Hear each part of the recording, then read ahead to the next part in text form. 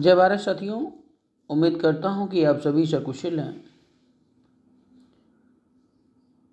मैं RP Maurya, chief राष्ट्रीय अध्यक्ष मंडल भारतीय राष्ट्रीय पार्टी, आप सभी देशवासियों को दीपावली अर्थात दीपदानोत्सव के पावन अवसर पर हार्दिक बधाई। हम आपके उज्जवल भविष्य की मंगल कामना करते हैं। साथियों, यह देश हम सबका है और इस देश की आन बान शान रक्षा सुरक्षा में जितनी जिम्मेदारी हमारे देश की बड़े बड़े पदों पर आसीन नेताओं, सैनिकों, डॉक्टर्स, इंजीनियर्स आदि की है, उतनी आम जनता की भी है। क्योंकि कोई भी देश या घर तभी बनता है जब उस घर या परिवार का हर सदस्य अपनी जिम्मेदारी को बखूबी से निभाए। इसलिए मेरा आप सभी से निवेदन है कि ये जो पर्व दीपावली है, ये खुशियां मनाने का पर्व है, एंजॉय करने का पर्व है। लेकिन एंजॉय की सीमा इतनी ज़्यादा ना हो जाए। भगवान बुद्ध कहते हैं कि हर काम मध्यम वे में होना चाहिए, अर्थात किसी चीज़ की अति नहीं। आज का दीपावली पर्व जहाँ खुशियों का माहौल क्रिएट करता है, वहीं पर पॉल्यूशन भी आज चरम पर होगा। क्योंकि इस देश में जिम्मेदार कम और गैर जिम्मेदार लोग ज़्यादा रहते हैं। हमने प्रैक्टिकली देखा है, जो गरीब परिवार के पास पैसा नहीं है, वे तो बेचारे मजबूरी में पटाखे खरीद नहीं पा रहे हैं और कहीं ना कहीं वो इन्वायरमेंट को प्रोटेक्ट कर रहे हैं। वहीं दूसरी तरफ जो पढ़े लिखे लोग हैं, जिनके पास इंतहा पैसा है, वे लोग अंधाधुंध पटाखे फोड़ रहे हैं। और हमारे देश की गैर जिम्मेदार सरकार, जो कहने को तो हमारे देश में सब कुछ बढ़िया हो रहा है, आपकी सुरक्षा के लिए, देश की सुरक्षा के लिए, एनवायरनमेंट की सुरक्षा के लिए, लेकिन यहाँ पर पर्दे के पीछे से सब होता है।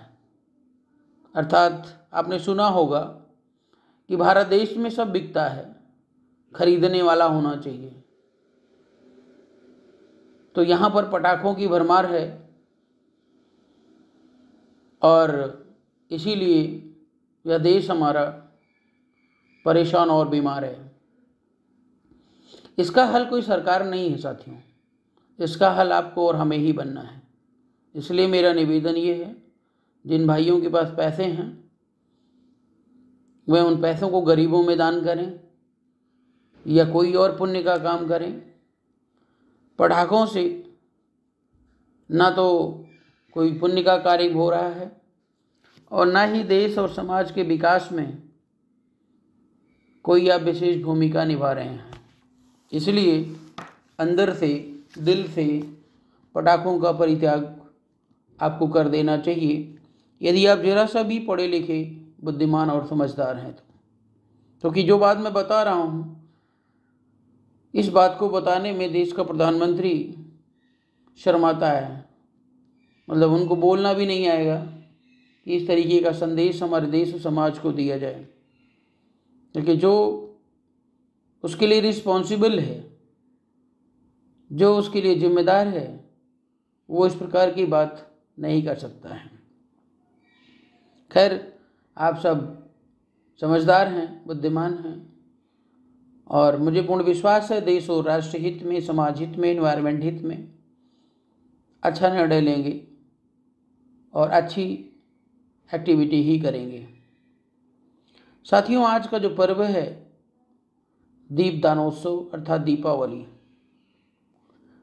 हमारे देश में इस दीपावली को लोग तरह तरह से मनाते हैं और तरह तरह की मान्यताएं हैं। आपको आपकी जानकारी के लिए बता दूं कि यह पूरा का पूरा देश और पूरे विश्व की अगर मैं बात करूं तो जो मानव सभ्यता अर्थात सभ्यता तो थी, लेकिन मानव को ज्ञान की जो बातें थी, मीन्स ज्ञान की जो शुरुआत थी, वास्तविकता की जो शुरुआत थी, एक जीवन शैली, एक पद्धति की जो शुरुआत थी, अर्थात जिसको क्या कहेंगे हम, धर्म के आविष्कार की, धर्म के आविष्कार की शुरुआत अर्थात रिसर्च उस पर सबसे पहले भगवान बुद्ध ने किया था। और भगवान बुद्ध को आज पूरा विश्व जानता है, मानता है और उनके बताए हुए मार्ग का अनुसरण करता है। ये दीपावली दीपदानोत्सव की शुरुआत उसी समय की बात है जब भगवान बुद्ध अर्थात उस समय सिद्धार्थ थे, घर छोड़कर चले जाते हैं सत्य की खोज में। 6 साल से ज़्यादा तपस्या और भ्रमण के दौरान उन्हें वास्तविक ज्ञान की प्राप्ति होती है, और जब वास्तविक ज्ञान की प्राप्ति होती है तब वे वास्तव में बुद्ध बन चुके होते हैं। और बुद्ध बनने के बाद जब प्रथम बार घर पर वापस आते हैं, राजा शुद्धोधन अर्थात उनके पिताजी को सूचना मिलती है। पूरे नगरवासियों में खुशी का माहौल छा जाता है। चारों तरफ लोग एक दूसरे से चर्चा करते हैं और उनका युवराज आ रहा होता है। उनके स्वागत में राजा शुद्धोधन के आदेशानुसार और जनता ने अपनी इच्छा अनुसार भी पूरे नगर को दुल्हन की तरह सजाया और जगमगाहट से भर दिया। तब से ये परंपरा शुरू हुई और चलते चलते ये परंपरा धीरे धीरे आगे बढ़ी रही थी कि जब सम्राट अशोक महान का आगमन होता है, उस आगमन के दौरान आपको पता है कि सम्राट अशोक महान जैसा इस धरती पर शायद ही कोई हो,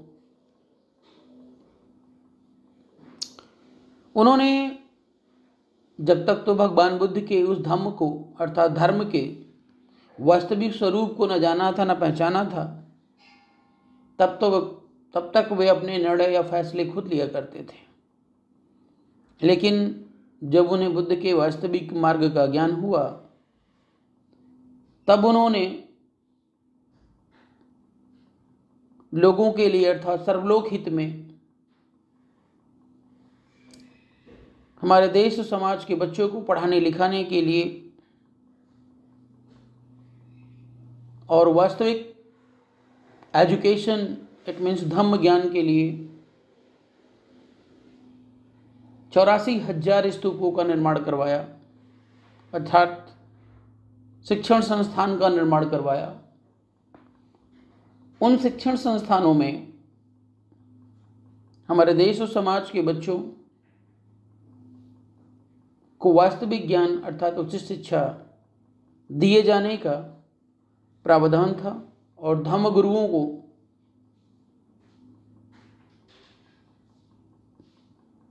जो है शिक्षण कार्य के लिए उचित व्यवस्था प्रदान की गई थी। सम्राट अशोक महान ने जब 84,000 स्तूप बनवाया तो 84,000 स्तूपों का शिलान्यास आज के दिन अर्थात दीपावली दीपदानोत्सव के दिन ही करवाया था। इट मीन्स उद्घाटन करवाया था, शिलान्यास करवाया था। और उस शिलान्यास, अब राजा तो राजा ही होता है, शिलान्यास के दौरान पूरे देश को इस तरीके से खुशियों के माहौल से भर दिया गया, जगमगा दिया गया, सजा दिया गया कि वो परंपरा आज तक आपके और हमारे दिलो दिमाग में बसी हुई है और हम कंटिन्यूअसली दीपावली को मनाते आ रहे हैं। प्रत्यक्ष या परोक्ष रूप से हम वास्तव में उसी परंपरा को आज निभाते चले आ रहे हैं। साथियों, बीच में बहुत सारे ऐसे झूठी बकवास भरी बातें आपके बीच में आएंगी और आपको बताई जाती रही हैं या बताई जाएंगी कि वास्तव में दीपावली का क्या अर्थ है और दीपावली क्यों मनाई जाती है। कोई कहेगा मतलब हर जो शख्स है या हर कह सकते हैं संप्रदाय के लोग अपने अपने तरीके से उसे पेश करते हैं, कोई मान्यताओं के रूप में आपके बीच में आ जाती हैं। तो वास्तविकता ये है साथियों कि यह देश और ये पूरा का पूरा जो है विश्व में वास्तविक जो ज्ञान की एक्टिविटी अर्थात जीवन शैली या पद्धति या हम डायरेक्ट कहें धर्म का आविष्कार सर्वप्रथम भगवान बुद्ध से हुआ था। तो यहाँ पर जितनी भी चीज़ें हैं A to Z, चाहे किसी संप्रदाय की अच्छाई हो, चाहे किसी परंपरा की हम बात करें, मैं सब की सब भगवान बुद्ध किए गए कार्यों और महानता से संबंधित हैं। इसलिए मेरा आप सभी से निवेदन है कि आप सभी लोग एंजॉय के साथ दीपावली दीपदानोत्सव मनाएं, लेकिन भगवान बुद्ध के नाम पर, सम्राट अशोक के नाम पर आज के दिन 5 कैंडल ज़रूर जलाकर उनका आवाहन करें और उनके द्वारा दी गई शिक्षाओं को स्मरण करते हुए अपने जीवन में उतारने का कष्ट करें, क्योंकि ये जीवन जीने के लिए, अपने जीवन को वास्तव में खुशहाल बनाने के लिए भगवान बुद्ध का मार्ग अत्यंत आवश्यक है। बहुत बहुत धन्यवाद साथियों।